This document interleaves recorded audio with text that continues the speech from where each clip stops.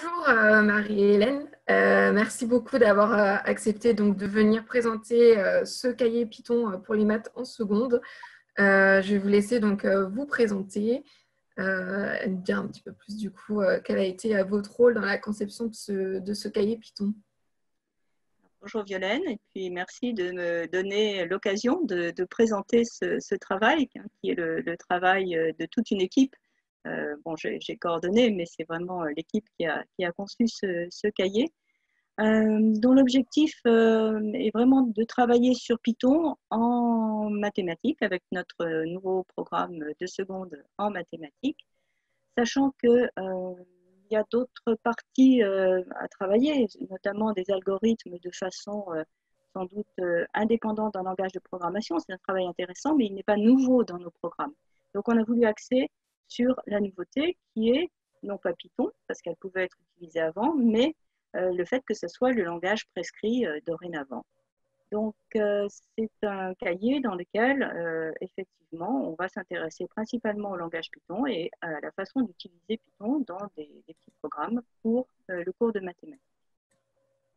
Une autre précision qui me semble importante pour les collègues ou les élèves qui regarderaient cette présentation, c'est de leur dire le cahier peut être utilisé tout seul, mais il y a un accompagnement fort aussi sur un manuel en ligne, donc qui s'appelle le manuel Max, qui est en train de sortir, et qui va leur proposer tout un environnement pour travailler Python pour les mathématiques, avec les éléments du cahier, bien évidemment, mais en plus, des exercices interactifs qui sont autocorrigés en grand nombre, et surtout peut-être une console Python qui est embarquée, c'est-à-dire que quand l'élève a travaillé sur un script, à le modifier, à le compléter, il va suffire qu'il clique sur le script et une console Python va s'ouvrir, le script sera exécutable, il peut travailler dessus sans avoir à recopier toutes les lignes déjà rentrées. Donc, c'est quelque chose qui peut faciliter vraiment le travail en ayant tout en main. C'est-à-dire qu'on a à la fois la partie d'information, de cours, on a la partie exercice, mais aussi l'outil Python pour le travailler. Voilà. Donc, ce sont des précisions importantes, je pense, pour comprendre l'esprit dans lequel a été fait ce cahier. Alors, vous me parliez de mon rôle, moi je vous parlais de l'équipe, parce que c'est important, c'est une équipe hein, qui construit ce cahier. Et en fait, l'équipe est formée d'enseignants en lycée et de formateurs.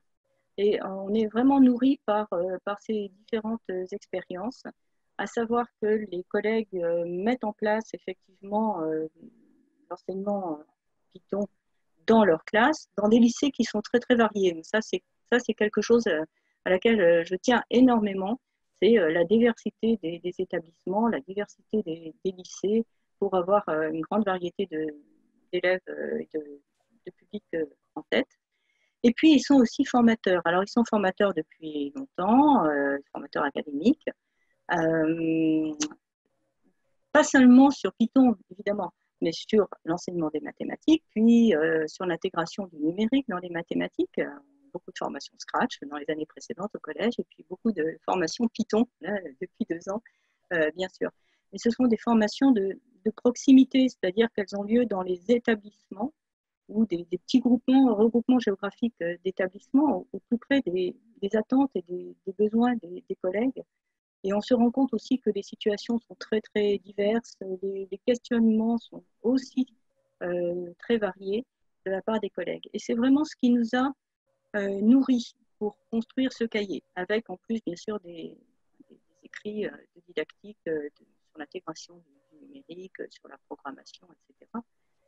On a essayé de donner le maximum de souplesse possible à la fois aux élèves et aux enseignants pour intégrer dans leur cours de mathématiques cette partie du programme en respectant leur situation matérielle parfois dans les établissements, en respectant leurs difficultés parce qu'ils ne maîtrisent pas toujours très bien Python. Certains maîtrisent parfaitement bien, mais ce n'est pas le cas de tous. Et également pour que cet enseignement s'intègre le plus facilement possible dans leur pratique, dans leur progression. Donc, je vais peut-être vous présenter le cahier, mais en insistant sur cet aspect, sur la façon de l'utiliser.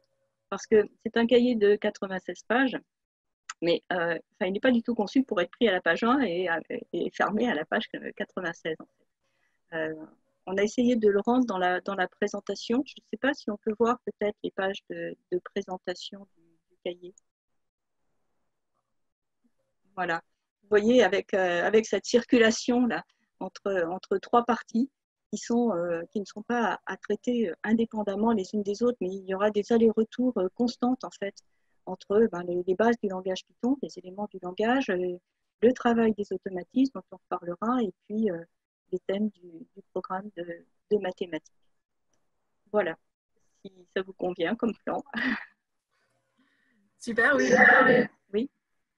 On peut peut-être du coup regarder un peu plus cette conception au fil des pages et voir peut-être oui. un focus pour ces trois parties-là. Ouais. Si on peut revenir peut-être à la page d'avant. Voilà, je voulais signaler qu'en plus de ces trois parties, il y a un petit livret détachable. Voilà, vous avez le visuel en bas à droite avec des jeux qui ne figurent pas, je crois, encore dans le cahier feuilletable en ligne. Hein. Mais on a aussi mis des jeux, donc on en reparlera tout à l'heure. Puisqu'on les voyait, c'était l'occasion pour moi de les présenter. Alors, ces trois parties. Donc, on a une première partie qui est sur le langage Python. Donc, effectivement, avec, vous voyez, un découpage en trois sous-parties. La première sous-partie, c'est la présentation d'environnement Python, parce que Python, c'est un langage. Et pour pouvoir l'utiliser, il faut avoir un environnement qui permette de l'utiliser. Donc, il y en a un certain nombre, que ce soit des logiciels, que ce soit des calculatrices, ou donc la console embarquée maintenant dans le manuel maths. Donc, on a des présentations de quelques environnements. Alors, évidemment, on a fait des choix. Bon, il y en a d'autres. Et après, les programmes que l'on travaille vont fonctionner sur tout environnement. Il n'y a pas de difficulté. On a prévu des vidéos de présentation de ces environnements pour l'élève, s'il peut effectivement peut-être se familiariser avec la Miss Speeder, Jupyter, Bunny, il y a du Python aussi, pour lesquels on trouve des vidéos sur le net. Une présentation donc d'un environnement Python classique et puis des objets de base en Python de façon très générale, avec quelques conseils de bonne pratique en bas. On n'en a pas mis beaucoup, il y en a beaucoup d'autres, mais ça nous paraît quand même essentiel quand on prend en main un langage de programmation, de respecter quelques bonnes pratiques, de prendre de bonnes habitudes tout de suite. Donc ça peut surprendre certains, verront, on saute des lignes de temps en temps dans les programmes, mais ça fait partie de la structuration d'un programme et des habitudes qui nous semblent importantes. Voilà, donc c'est quelque chose auquel on peut se référer de temps en temps au fur et à mesure de nos besoins. Ensuite, on rentre effectivement dans le langage lui-même. C'est un langage de programmation.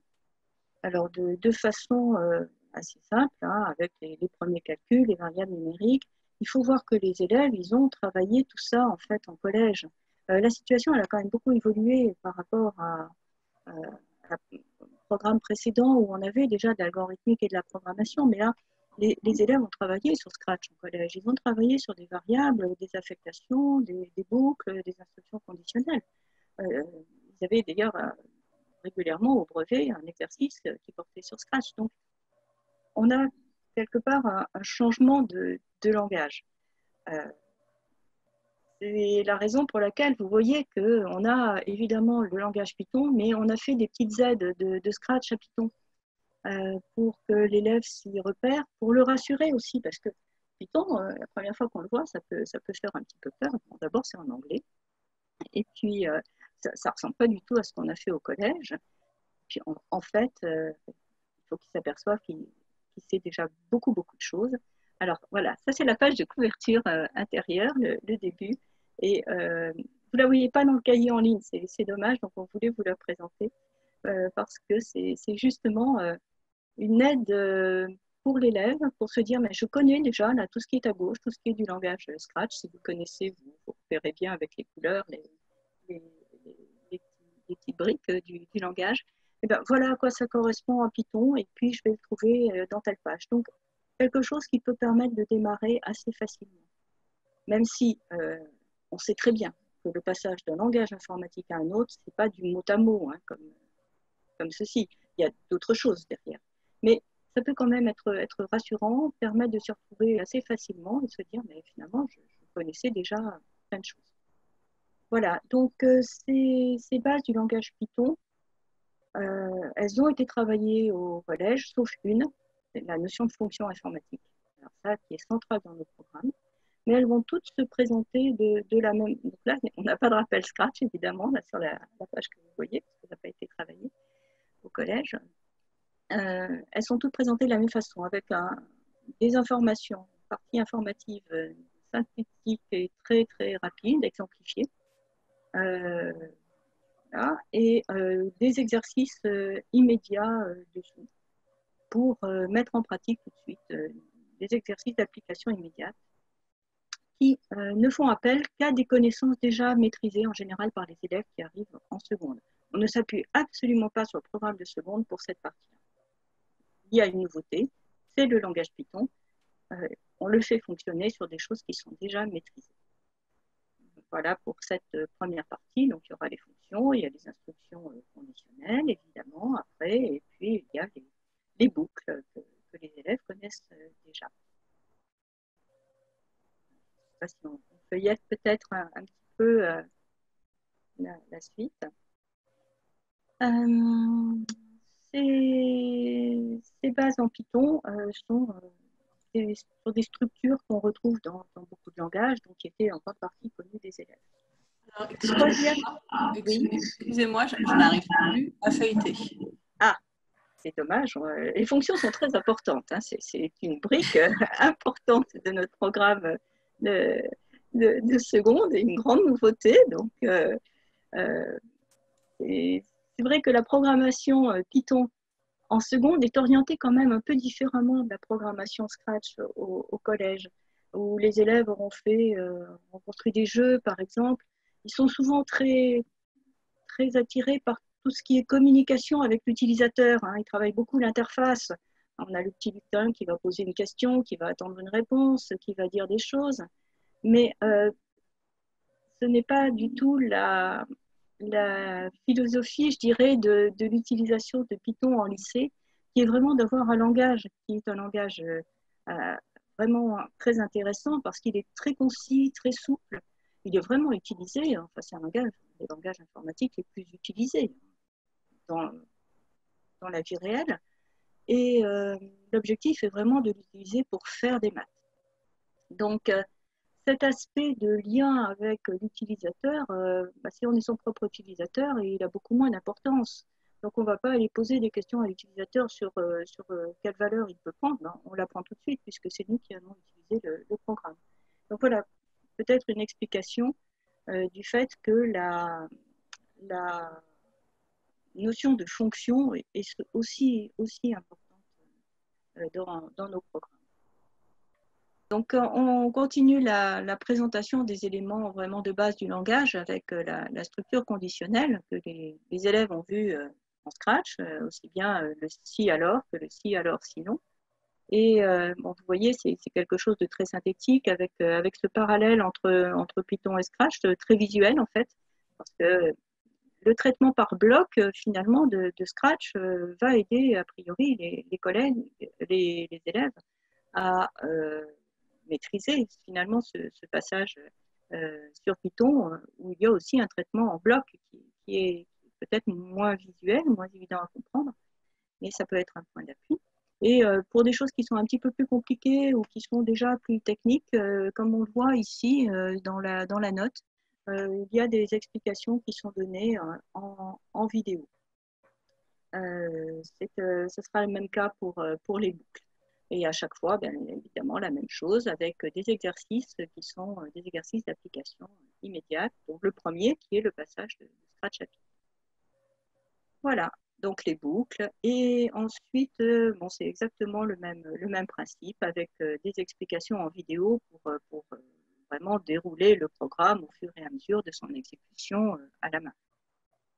Et permettre à l'élève de remplir ces tableaux qui sont devenus bien classiques maintenant dans les évaluations d'ailleurs. Il y a une dernière sous-partie qui est la partie 3 de cette grande partie 1 qui est plus technique. Non, attendez, là, c'est pas possible, c'est pas les bonnes pages. Pourquoi ça circule si vite? C'est un truc automatique ou quoi?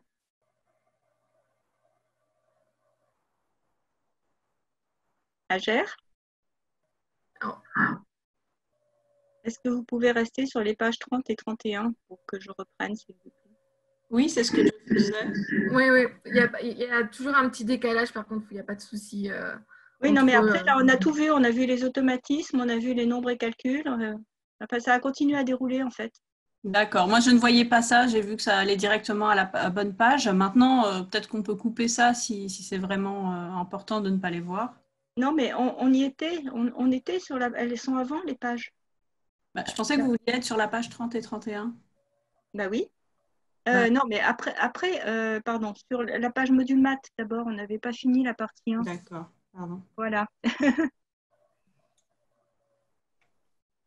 Voilà, c'est celle-ci. Voilà. Donc, qu'est-ce que je disais? Oui, on arrive maintenant sur la dernière sous-partie de cette partie 1, sur les éléments du langage Python, alors qui est plus particulière à Python et qui est plus technique, avec par exemple les bibliothèques ou les modules à aller chercher quand on a besoin de pi, de la racine carrée, ou les types de nombres. C'est des choses qui sont à nos programmes, hein, donc il y a les faire. Et puis, on n'est pas en train de travailler sur des algorithmes, on est vraiment en train de travailler sur un langage de programmation qui est destiné à une machine, donc il y a des contraintes techniques. C'est traité de façon très, très, très légère. Vous voyez, simplement une page avec 2-3 exercices en dessous. L'idée est vraiment que l'élève puisse faire référence à ces pages-là au moment où il en a besoin, que le professeur l'oriente vers ces pages-là, explique ces choses-là au moment où elles interviennent, mais certainement pas, comme je disais tout à l'heure, de prendre tous les éléments du langage du début à la fin pour en faire un préalable pour travailler en mathématiques. Voilà, donc voilà, vous verrez aussi les booléens, les tirages de nombres au hasard, etc., les chaînes de caractères. Tous ces éléments sont dans nos programmes et sont traités de la même façon sur une page. Alors, on a aussi souvent besoin de faire des graphiques, et donc là, il y a des choses clés en main, mais il n'y aura aucune véritable connaissance à acquérir de la part des élèves. Les choses sont données, et puis les explications sont données à côté de l'exercice quand il y en a besoin. Alors, ensuite, on a une partie 2 sur les automatismes, dont on parlera peut-être tout à l'heure, si c'est possible. Bon, on va la voir passer rapidement. Et une partie 3, vous voyez quand je vous disais que ce n'était pas linéaire, hein, je passe de la partie 1 à la partie 3, qui est la partie découpée en thèmes, qui sont nos domaines purement mathématiques du programme. Donc, on aura nombre et calcul, fonction, l'information chiffrée, statistique, la géométrie repérée, etc. Ces entrées de thèmes se font par des exercices très très courts et très simples, c'est-à-dire que d'un point de vue Python, il n'y a en général qu'une seule structure qui est nécessaire. Donc, quand je parlais de la souplesse pour l'enseignant, pour l'intégrer dans ses progressions et pour l'intégrer dans sa façon de gérer à la fois l'aspect technologique, l'aspect langage Python et l'aspect mathématique, une possibilité est de rentrer aussi par certains thèmes directement et de se dire, tiens, mais qu'est-ce que ça veut dire? On a une structure et puis on travaille sur cette structure en même temps. Alors, il y a une chose qui n'apparaît pas pour les enseignants ici, dans les titres d'exercice. Il y a bien pour l'enseignant et pour l'élève la structure majeure qui est visée hein, dans l'exercice, la structure Python. Mais pour l'enseignant, il y a en plus les objectifs mathématiques de l'énoncé, puisque c'est vraiment Python pour faire des maths. Donc voilà, vous avez des exercices qui sont progressifs, qui concernent tout ce grand domaine. On n'a pas souhaité partager en micro-chapitres, tout simplement parce qu'il y a des choses qui se prêtent bien à l'utilisation de Python et puis d'autres un peu moins bien. On le voit très bien dans notre programme, d'ailleurs, il y a beaucoup d'exemples d'algorithmes sur certains domaines et puis sur certains thèmes et beaucoup moins sur d'autres. Donc, on ne voulait pas faire du Python pour faire du Python. Voilà, on voulait en mettre quand c'était utile. Cela nous permettait effectivement de travailler les thèmes du programme mathématique. Une particularité, alors on le voit un petit peu ici en page de droite, il y en a sans doute plus un petit peu plus loin. Vous voyez qu'il y a des systèmes d'aide et des systèmes d'information. L'idée étant que l'élève soit un petit peu autonome. Il y a des rappels. C'est compliqué de gérer à la fois l'avancée des connaissances mathématiques et l'avancée des connaissances en Python. Et le but n'est pas qu'il bloque à chaque ligne du script. Donc, quand on pense qu'il y a besoin d'un petit rappel ou d'une petite information, elle est mise en situation pour essayer de rendre l'élève plus autonome. C'est à peu près tout ce que l'on peut dire. On peut feuilleter éventuellement rapidement d'autres pages. Mais ce côté justement d'autonomie de l'élève vis-à-vis des scripts, il est vraiment important. Ça, c'est des problématiques qui sont apparues une fois que les collègues ont commencé. Et on les connaissait déjà avec le tableur, par exemple. C'est-à-dire qu'on ne va pas utiliser Python à tous les cours. Et donc, on travaille sur une structure à un moment, on travaille sur la structure à un autre moment, puis encore une troisième fois, puis la quatrième fois, on a l'impression qu'ils ont encore oublié. Donc, il y a cette aide avec les rappels, les petits points infos, les aides, mais il y a aussi toute une partie 2, justement, qu'on a sauté, on l'a aperçu tout à l'heure, qui concerne les automatismes. Alors, c'est vrai que c'est quelque chose dont on est vraiment persuadé depuis des années, c'est-à-dire qu'il y a un certain nombre de choses qui doivent être automatisées, une fois qu'elles sont comprises, évidemment, pour pouvoir avancer, progresser et puis maîtriser vraiment les éléments de base. Alors, c'est assez classique sur le calcul. Hein. Quand on n'a pas un minimum d'automatisme de calcul, on est tout de suite bloqué dans des résolutions de problèmes. Et c'est exactement la même chose en Python. Donc, on a proposé des pages thématiques sur des automatismes avec des exercices qui sont progressifs.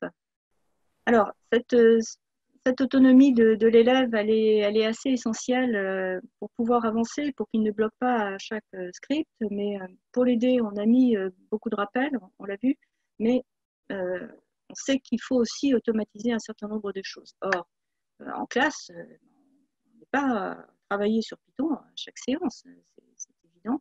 Et donc, on voit une structure une première fois, on la revoit une deuxième fois, une troisième fois, puis la quatrième fois, on a l'impression que ça a été oublié. Donc, il est très clair qu'il y a une nécessité d'automatiser par rapport au langage Python un certain nombre d'instructions de base pour pouvoir progresser, avancer et utiliser vraiment les scripts pour faire des maths. Et on a donc souhaité présenter quelques pages qui permettent à l'élève d'automatiser ce qui a été travaillé et compris, puisque bien sûr l'automatisation elle vient après, à différents moments. Donc ces pages-là, vous voyez, elles sont faites de petits exercices très très courts de façon thématique, avec des exercices classés un petit peu arbitrairement, 1 étoile, 2 étoiles, 3 étoiles. Bon, ça correspond à des difficultés qu'on anticipe qui sont assez courantes, que l'élève peut faire. Il peut noter à côté si l'exercice est juste ou s'il faut qu'il le refasse. Alors, c'est un outil qu'il peut utiliser bien en autonomie ou sur indication de son enseignant, en demandant de faire pour la prochaine fois tel ou tel exercice. Ces exercices sur les automatismes, il faut savoir qu'ils sont aussi proposés sur le manuel Max dont j'ai parlé tout à l'heure, avec des exercices autocorrectifs. Donc l'idée est vraiment de s'en servir entre les périodes où on utilise Python pour consolider les apprentissages. Il peut aussi servir peut-être à l'enseignant qui aurait le manuel Max et l'habitude d'utiliser les ressources en faisant des activités rapides de début d'heure sous forme de questions flash. C'est quelque chose qui se développe beaucoup avec des diaporamas, d'aller simplement faire une petite copie d'écran, de l'énoncer pour le placer au milieu d'autres choses lors d'activités rapides de début d'heure. On a sur les structures, les différentes structures, et puis si on peut avancer à la page suivante, on va voir qu'on a la même chose sur les boucles, et sur la page suivante, alors encore sur la deuxième boucle, la boucle non bornée, et une dernière page qui est un peu particulière, donc je voulais vous la présenter, c'est un bilan de savoir finalement, presque plutôt à la fin de la période, une période de travail sur un type de script donné, sur une structure donnée, se dire finalement j'ai appris ça. Voilà. Et donc vous voyez que, alors on l'a peut-être pas dit, mais tout ce qui était en couleur magenta est à remplir par l'élève. Donc il y a des commentaires éventuels à mettre qui peuvent être ses propres commentaires. Ce sont des exemples de programmes qui contiennent les structures qu'il va retrouver s'il continue à faire des maths l'année suivante. On voit bien qu'il y a des algorithmes qui reviennent tout le temps, qui sont les algorithmes de seuil, les algorithmes de balayage, par exemple. Il aura à les retravailler. Donc, qu'il puisse finalement capitaliser ce travail, cet apprentissage, après un travail qui revient à plusieurs reprises sur le même type de script, et le garder. Le cahier est un outil vraiment élève très intéressant parce qu'il va le garder, c'est le sien, il peut annoter, il peut marquer des petites remarques qui lui sont personnelles et qui vont lui permettre peut-être de repartir plus facilement là-dessus l'année prochaine s'il ne passe pas ses vacances à faire du Python. Et en tout cas, avoir toutes au même endroit, rassemblées, c'est quelque chose qui peut vraiment faciliter le travail et la mémorisation, la synthèse du travail qui a été fait en Python. Je crois que c'est à peu près tout. Là, on feuillette les pages. Vous voyez que les domaines sont très variés. On n'avait pas encore vu de géométrie. Il y a parfois des corrections en vidéo aussi dans ces thèmes, quand c'était nécessaire, notamment des figures animées. Je pense maintenant qu'on l'a présenté, on peut revenir sur ce que je disais au début, qui était de viser une très très grande souplesse d'utilisation. On peut imaginer rentrer dedans par le passage de Scratch à Python, en s'appuyant sur Scratch. On peut imaginer commencer directement par Python, les éléments du langage Python, l'élève ayant l'appui visuel sur Scratch pour se repérer. On peut imaginer commencer par le début de certains thèmes et se dire, tiens, on a besoin de ça en Python, on va aller voir ce que c'est, et puis on va le retrouver dans les semaines et dans les mois à venir, et travailler entre-temps les automatismes. Une autre chose qui nous semble intéressante dans ce format cahier, c'est un certain gain de temps, puisque tout est au même endroit déjà. Les scripts sont disponibles. Alors, ils sont disponibles soit en cliquant dessus quand ils sont à compléter ou à modifier, comme on l'a dit tout à l'heure, avec la console Python qui s'ouvre. Mais ils sont aussi disponibles pour l'enseignant qui peut le mettre à disposition de ses élèves sur les ressources numériques, en fichier Python, en fichier Jupyter. Il y a beaucoup de formations Python qui se font avec Jupyter Notebook et beaucoup de collègues trouvent ça très intéressant comme outil. Donc, il y aura aussi des fichiers Jupyter. Et puis, des exercices supplémentaires qui sont disponibles, qui sont faisables sur différents supports, même sur le smartphone. Beaucoup d'élèves sont équipés là. On l'a vu récemment avec la période de travail à distance. Beaucoup d'élèves travaillaient sur leur smartphone en fait. Et ça permet d'avoir des exercices très courts, par exemple pour l'automatisation. Voilà, on a 5 minutes pendant son trajet, je sais pas, dans une zone rurale, on a des trajets en car qui sont parfois assez longs. Ben voilà, on fait ces exercices en direct, on s'entraîne. C'est un outil surtout qu'il garde, sur lequel il peut mettre ses remarques personnelles, ses annotations, et retrouver finalement tout ce travail au même endroit pour l'année suivante.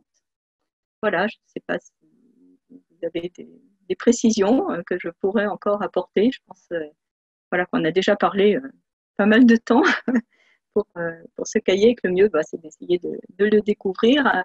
Alors, on n'a pas regardé les jeux, peut-être, je peux préciser cette partie-là. On a juste visuellement regardé l'aspect.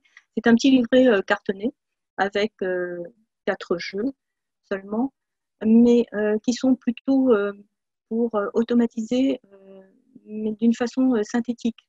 Ils sont plus ambitieux, bien sûr, que les petits exercices là qu'on a montrés tout à l'heure. Ce sont des jeux à découper, pour la plupart, les 3 premiers, avec des puzzles, avec des dominos, avec des cartes réponses, des choses comme ça.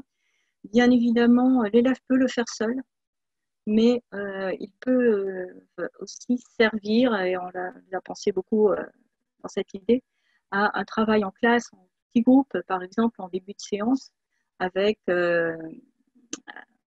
un enrôlement des élèves qu'on constate dans les classes. On leur propose ce genre de jeu. Un travail coopératif qui se met en place, la nécessité d'échanger ses arguments, de raisonner et puis d'oraliser tout ça. Évidemment, quand les jeux ont été découpés, on peut les ranger dans une enveloppe, par exemple, avec le nom dessus, et puis les ressortir de temps en temps pour retravailler sur ces jeux, que ce soit en individuel ou par groupe, sachant qu'il y aura d'autres jeux en PDF qui seront disponibles également pour l'enseignant sur le site.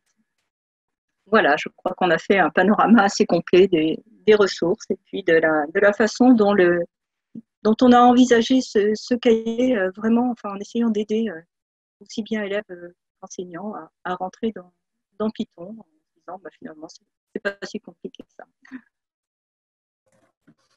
Oui, merci beaucoup. En effet, c'est parfait, très riche comme présentation.